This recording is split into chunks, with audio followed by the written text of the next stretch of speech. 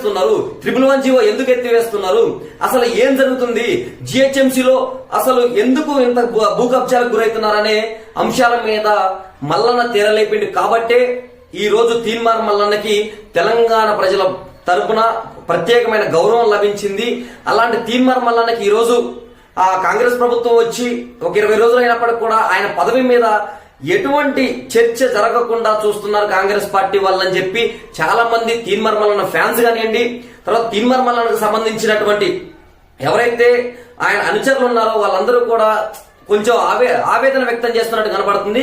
ఏదేమైనప్పటికీ 1000% ఈ రోజు తీన్మార్ మల్లన్న కృషి ఉందని చెప్పుకోవచ్చు. ఎందుకంటే తీన్మార్ మల్లన్న మీద 75కు పైగా కేసులు పెట్టిర్రు, 100 రోజులకు పైగా జైల్లో ఉంచారు.